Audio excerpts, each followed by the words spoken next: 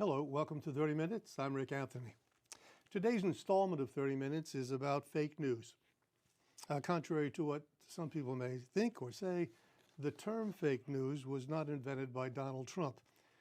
Perpetrators of false information deliberately designed to mislead for social, political, or financial gain have been around for centuries, dating back as early as the 13th century BC, when Ramses the Great spread lies and propaganda about the Battle of Kadesh, which he falsely claimed he won. There are two types of fake news, generally speaking. The first are stories that are patently false. False stories, fake stories that have been deliberately made up, usually as a ploy to buy a product or to support a campaign. An advertiser may, for example, try to create a sense of urgency by claiming that there is a limited quantity or limited seating. The second are stories that stray from the truth.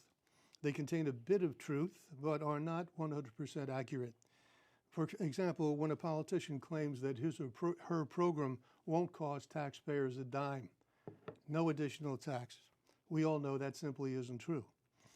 According to research data, people believe fake news 75% of the time. Fake news is believed even when it goes against your bias. Facebook is considered a legitimate news source by 50% of the people interviewed. Here to take up the subject of fake news with me today is my good friend, Dr. Hillard Pouncy, socio-political researcher, author, and speaker with a degree in journalism from Cornell University, one of the leading journalism schools in the country. Dr. Pouncy is highly qualified to speak on the subject. Hillard, it's a pleasure to see you. Am I correct? It was Columbia, rather, wasn't it? Well, the irony speaks volumes, right? Fake news, and then you misstated my credential. But not deliberately. But that's the point, and which gets us very nicely into jump right into the topic, right? I thought it was Columbia. It is Columbia, but you said Cornell. Oh, I did sort. I'm afraid you did. It's recorded, so there'll be unintended. This is not a good bar bet for you. All right, so for the record, it was Columbia. Yes, right. Right, which is one of the leading journalism schools in the country. We like to I got think half so. of it right. Yes, we like to think so.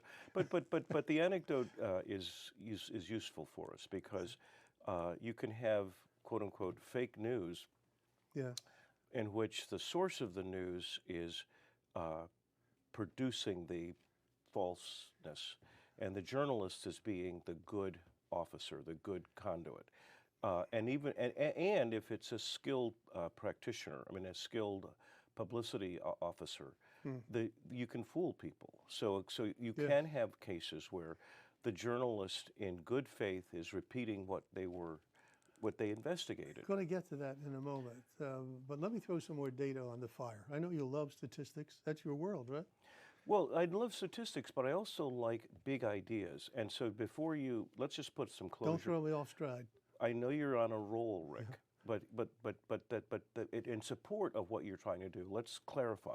So for openers, the source of falseness seems to be is all I wanted to put on the table. You could have falseness transmitted through a newspaper without the complicity of the newspaper. I agree. And then you could have falseness in which the newspaper is complicit. So those are two separate things. And let's just put a marker there and we can return back to that. I totally agree, but I don't want to get ahead of myself. My response would be, in both instances, the journalist has the responsibility to check out the information presented. but I think the stipulation, but the stipulation I made was that the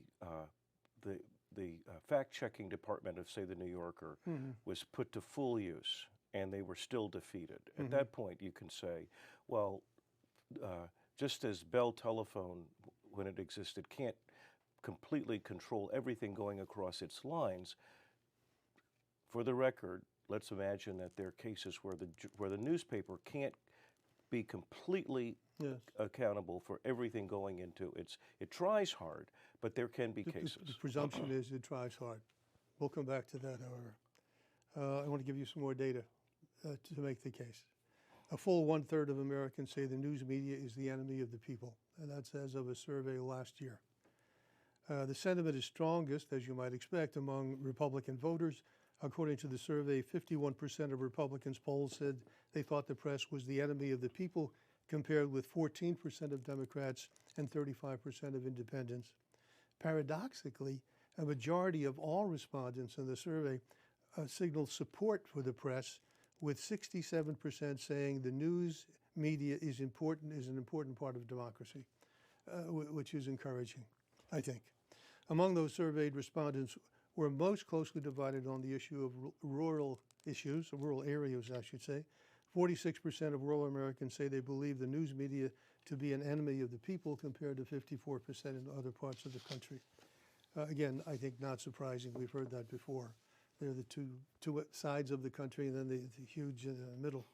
According to Pew Research, nearly 7 in 10 U.S. adults, 68%, say made-up news and information greatly impacts America's confidence in government institutions, and roughly half say it is having a major impact on our confidence in one another, which is really, I think, frightening. U.S. adults blame political leaders and activists far more than journalists, to your point, for the creation of made-up news intended to mislead the public. But they believe it is primarily the responsibility of journalists, to fix the problem, and they think the issue will get worse in the future.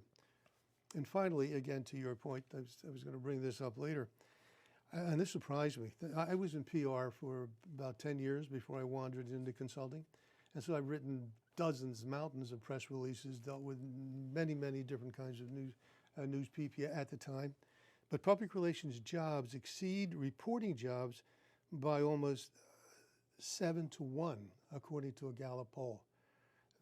7 to 1, all those people who have releases in their hands, information, causes they're representing, and so on, all filtered, going in, funneled into an institution that is shrinking. The number of newspapers that are collapsing. McClatchy just announced bankruptcy. The number of people in newsrooms, because the number of writers in newsrooms and foreign correspondents is shrinking. They're being laid off and so on. What's left, for the most part, are young people, inexperienced young people, because they're cheap. Inexperienced young people who have the responsibility of making judgments about what will end up in print and what won't, and what will be slanted and what won't. I think that's the real issue here. The trend that is more PR people, flax, will continue over the next decade.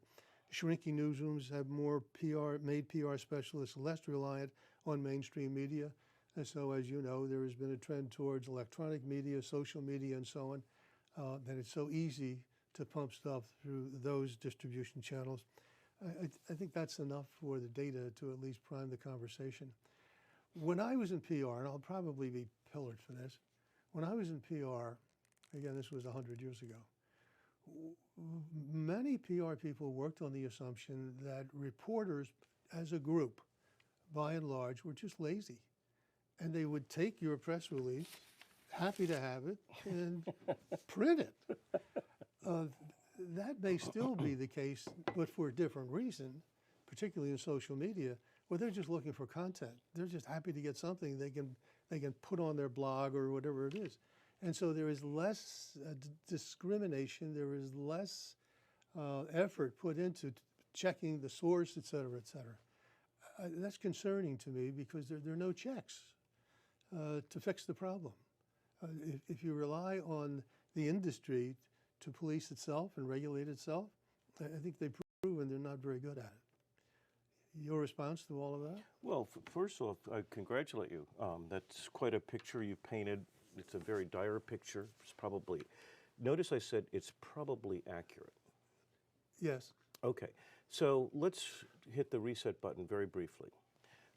At the top of your show, you mischaracterized my credentials. Unintentionally. By mistake. Mea culpa. Not a mortal or venal sin. No. But it's useful for my purposes. And it was unrehearsed. It was very natural. But it's useful, and so Yes. and I'm actually being fairly serious. No, I understand. So here we are, just the two of us in a conversation, and one of us wants the reputation for having the facts right? And you marshaled them in front of me. and your audience as Yeah. well. Don't do No, that. I know.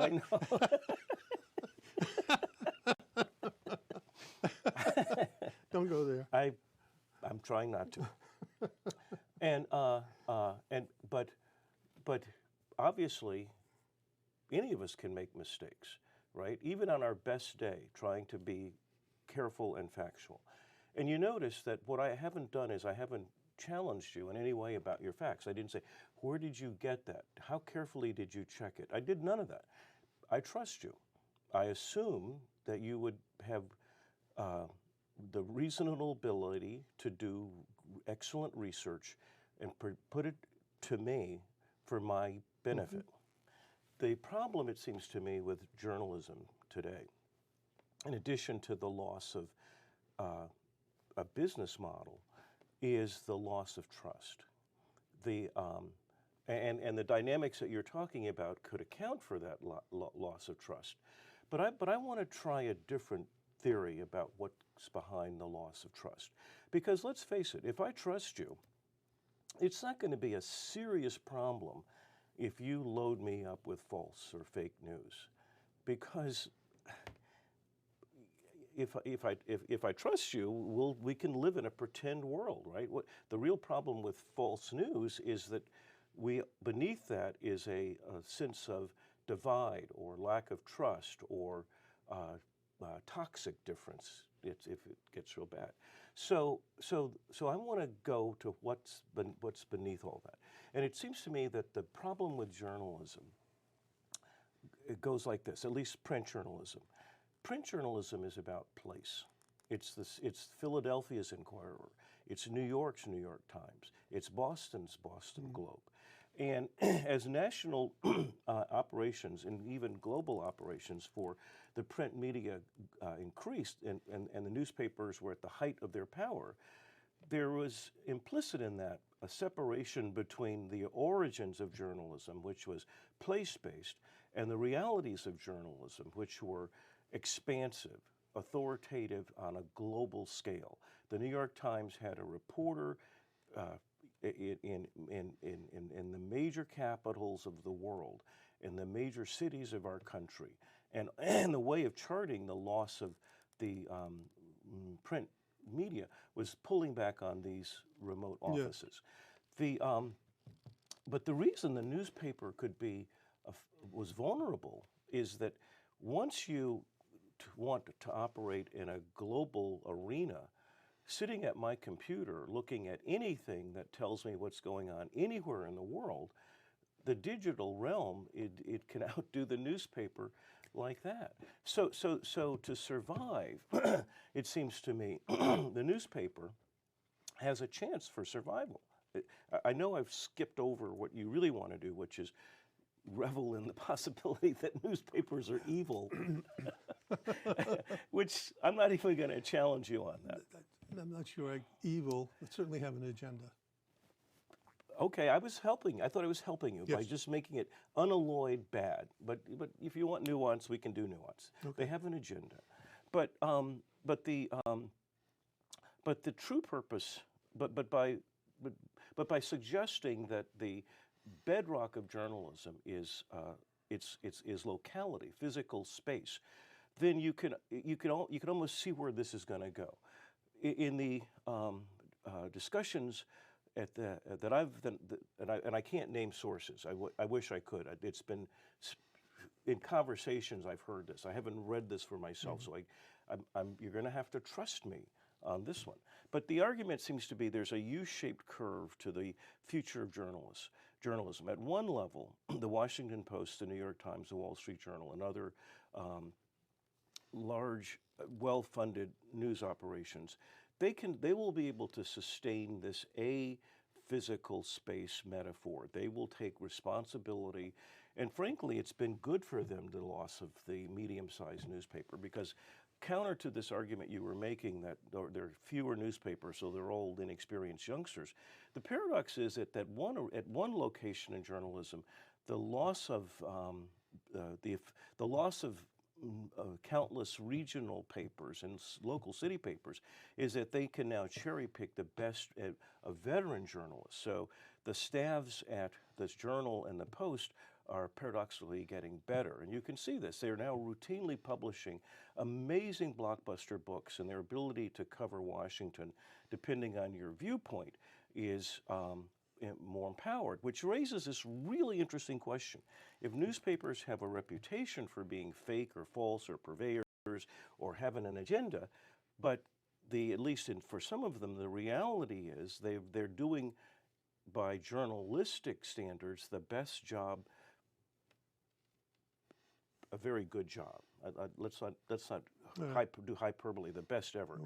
Then you can see what could become a fairly serious discussion about what's really going on. But I'm going to skip that one, and even if you want me to go there, I want to skip it for a really incredible reason.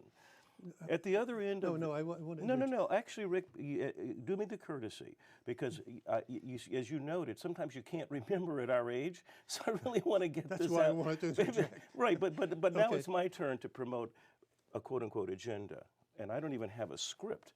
So at one end of this U curve, the Post, the Nationals, the papers that are probably going to not just survive but thrive in this new arena. And notice my note is that they're freed from the physicality, the location issue for their model. But at the other end of that curve is what they call the hyper-local model. You ever heard of it? Yes. What does it mean? It means just that. They're down to neighborhoods, they're down to regions. It used to be the weeklies. Precisely, exactly. So in my town, we have this little weekly paper. In your town, you have one too.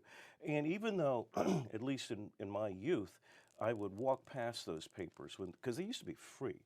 And now, come to find out that there is, the theory is that this is where journalism began, and this is where journalism should return.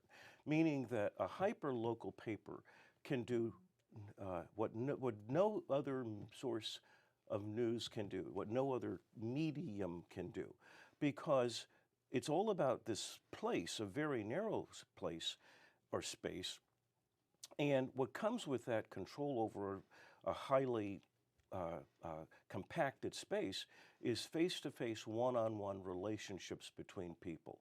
So the newspaper isn't out over its skis in terms of the area it's serving. It's in sync with the boundaries of the area it's serving. And what I'm trying to get to with this is, let's go back to how your show started. It's just the two of us talking. And you've decided to fill my head with some research you've done. And I'm in the contract with you and saying, this is good for me, Rick, and I'm sure you know what you're talking about. But precisely because we're face-to-face, there's an element of trust there.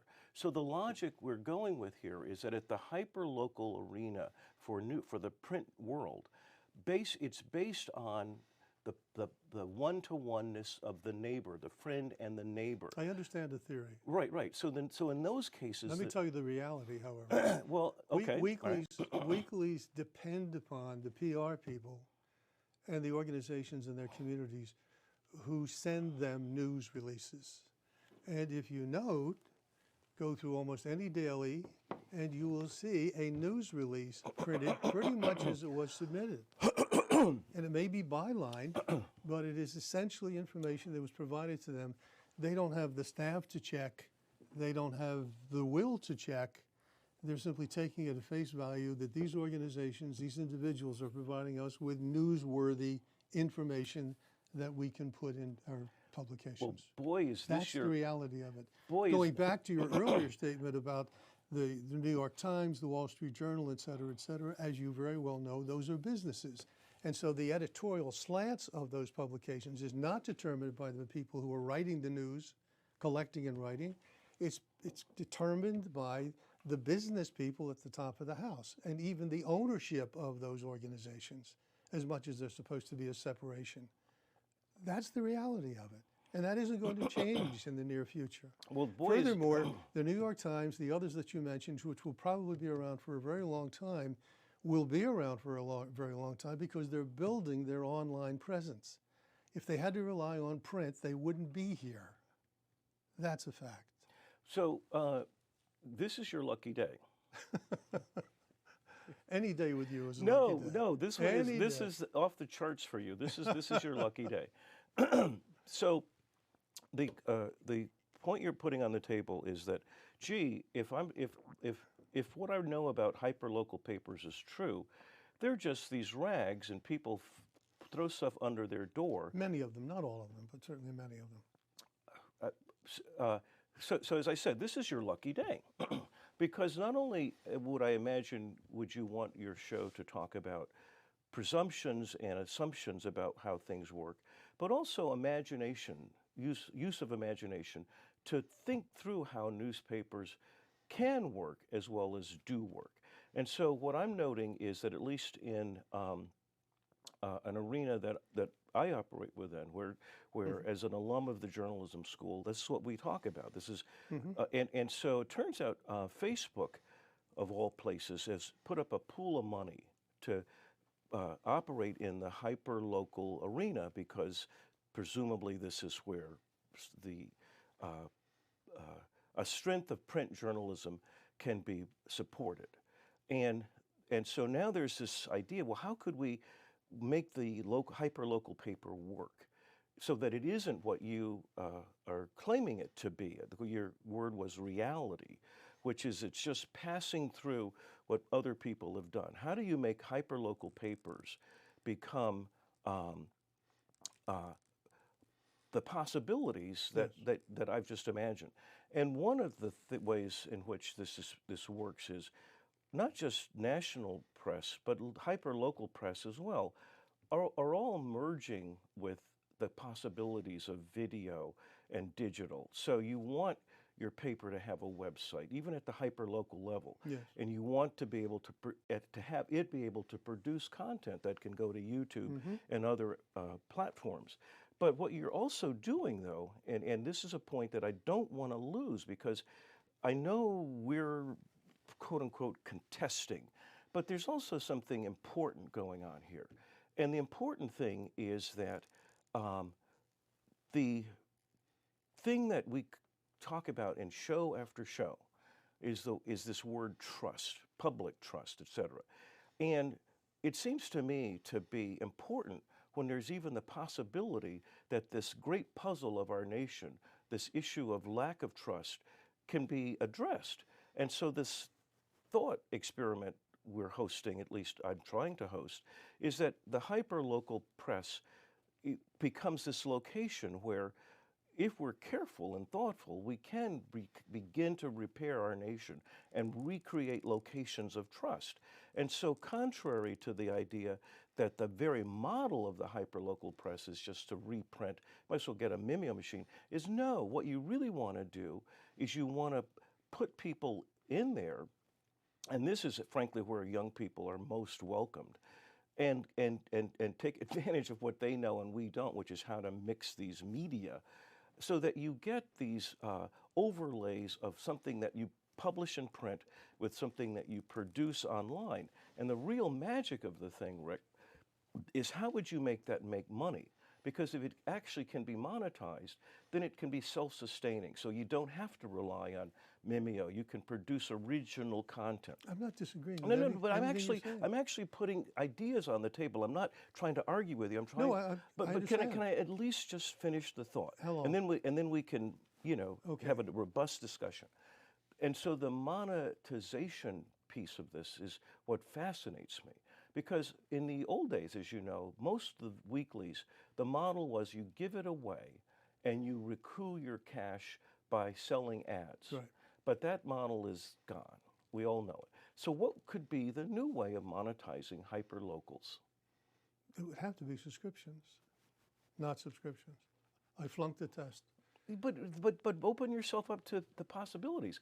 The possibility is that in local arenas, there's business, there's the conduct. But if the newspaper can find a way to become part of every exchange in its locale, that allows it to make money. Every exchange in this locale. What does that mean? I'll give you one example. In the local paper in our neighborhood, they have this thing called the market basket. Yes. It's a thing. You know what it is? No. Okay, they find people, and they literally look in their basket when they're in the local store. What's in your basket? Okay. And then they tell you. And if you notice what it is, it's a very well disguised commercial or ad for whatever market they're in. It's called fake news. It's also a possibility in the following way. If you videotape the same exchange, what's in your basket, Yeah. and you Hillard, that's not news. I'm talking That's about not news. No, I'm talking about how monetization. That's how they make money. That's not But news. they don't make money this currently. That but is that's the way they make money. It's that not would news. be a way. They exist to provide the community with accurate, timely information about what's going on in the community, particularly those events that affect the quality of life in their communities. What you just described is not news. They can't afford to have people sitting at their desks, at their screens. They can't afford. They just can't afford the people anymore. Yeah, but how could They're dying because they but have how- not have the wherewithal to do their job, But Rick, and they can't rely on the internet to do it. It's a different okay, medium. you're absolutely right, Rick. I may not be able to convince you of something that I'm now seeing, but I would note that just by labeling something doesn't change its reality. In other words, when you have an ad in your paper that, even though it's on the same page, we've been trained to see that ad as not news. That's an ad. The stuff on this side of the paper is news. And so in a Pay attention to what you're reading. Have you not seen large blocks of copy that are supposed to be journalism, supposed to be an editorial? At the top, in very small print, it says advertisement. Come on. No, but that's yes. The point is, as a product of our growing up with newspapers, we know that if there isn't, there should be a demarcation in a newspaper between. We know it because we're older. I'm concerned about the millennials and others who don't discriminate. When I was teaching the course at Villanova in organizational communication, we would go through an exercise. What are the things, the mental mindset you should have as you look at all this barrage of stuff that's coming at you? First of all, consider the source. And you've gone through this as well. And I'm sorry, the director is giving me the signal. We have to wrap it up. Do you want to do a sequel to this? I'm going to have to, Rick, because you're really producing fake news for your people. Well, let's talk about that. No, I think we have to. Okay, until next time. Thank you. This has been 30 Minutes with Dr. Hillard Pouncy on what I think is going to be the first installment on the subject of fake news. Until next time, this is 30 Minutes. I'm Rick Anthony. Take very good care of yourselves.